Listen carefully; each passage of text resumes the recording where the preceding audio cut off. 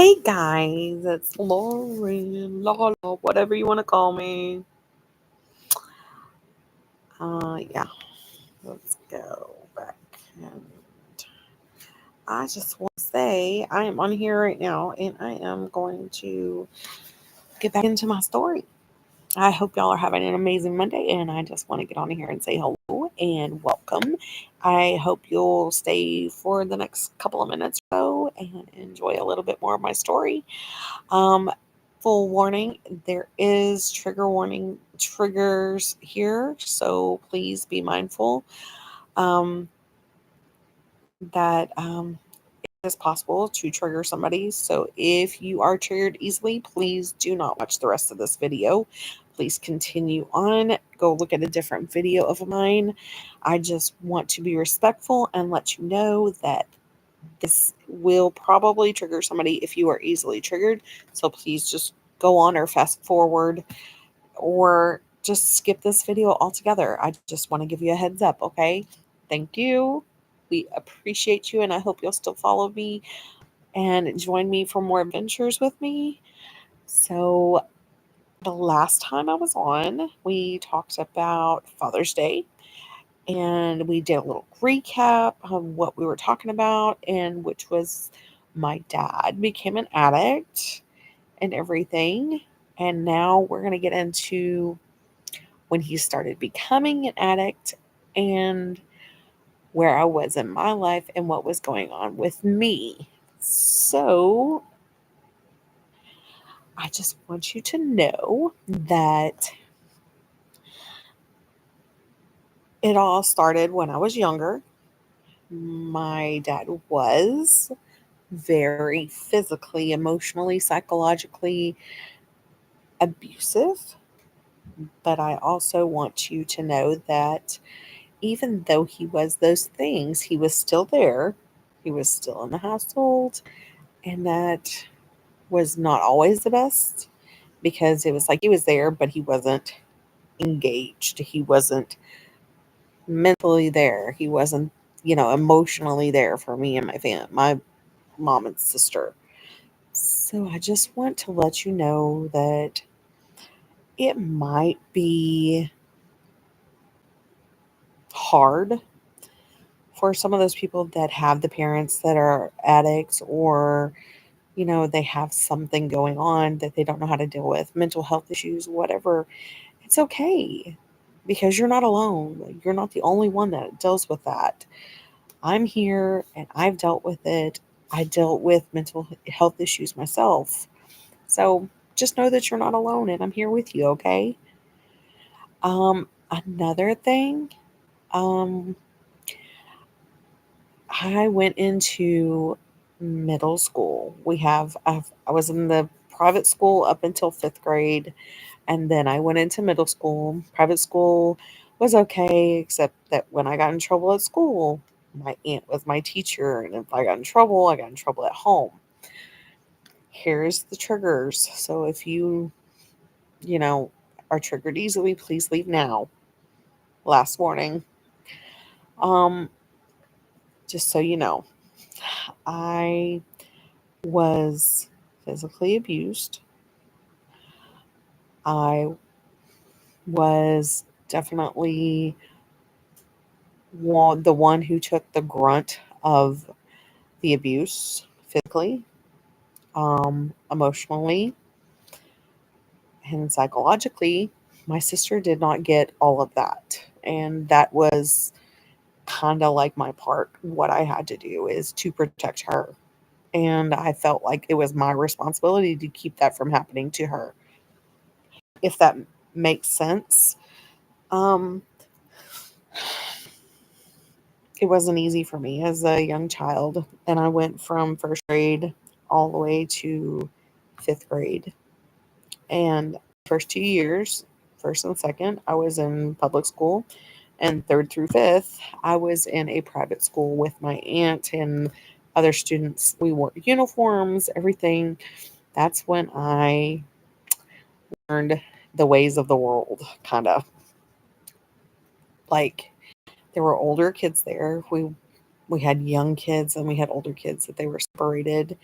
Third through fifth grade, I learned some of the ways that people talked that were not what I thought. I asked many questions. Nobody ever gave me answers, but I saw things that I probably shouldn't have in a private school, a Christian private school at that. It is crazy. So, um, that's where I first started getting the taste of the world and worldly things, to say the least. Okay. So, fast forward, go into sixth grade, which is junior high, sixth through eighth grade. We, the first year, we learned that I have a disability. I have a learning disability. I don't process the things like everybody else does. But then it grows into I was not getting the attention that I wanted to at home or what I needed at home. So, sixth through eighth grade and on, I seeked attention from boys. And I wanted to be a part of the popular people and the in crowd, but I was not. I was very far from it. And it was so funny because I got SA'd every day at starting halfway through my sixth grade year, second semester. It started happening, and it happened from then until I left school in eighth grade and went into high school. So it was not easy. I literally had the hardest time trying to make friends. I got bullied nonstop. I could not get away from it. I was in band. I played sports. I was an athlete. And that was one of my go tos. I would vent doing that. I was not liked by the principal. I was not liked by a lot of people, but I didn't care. I seeked validation in those boys, and they SA'd me every day during class. Teacher never didn't know what was going on in it at all. So, but know that it made me the person that I am now and today, because now I stand up and I say stuff and I use my voice because my voice can be heard. My voice is my strength. And that is the best thing about me, is that I have a voice and I will stand up for any and all men, women, I don't care. It doesn't matter. I will stand up for you. I have a voice when other people don't have a voice because I'm tired. I am done putting up with other people's stuff. I'm done with being taken advantage of, being manipulated, being treated like the dirt beneath people's feet. No longer will I handle that. No longer will I deal with that. And you will not do it to somebody that I care for. So, another part of my story, even though I got SA'd every day in junior high, eventually I got a boyfriend and I was with him for a whole year. And I truly, truly enjoyed being around this person. He went to a completely different school, which was a blessing. I got to see him every weekend, and that was great.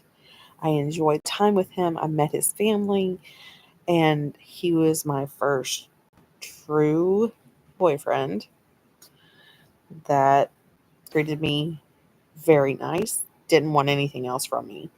It was just, he was there with me. He wanted to be with me and hang out with me and do things with me, and that was it.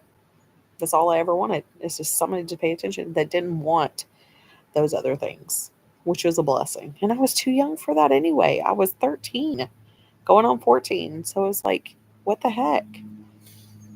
But now I am here. I got in a lot of trouble at school, but I get in trouble like times worse at home if I got in trouble at school. And I dealt with it. And now I'm in a better place. But guys, that is going to be the end of that story. I hope that y'all will join me tomorrow some more. And I hope y'all have a blessed Tuesday. And I will see y'all later. Have a good night. Bye, guys.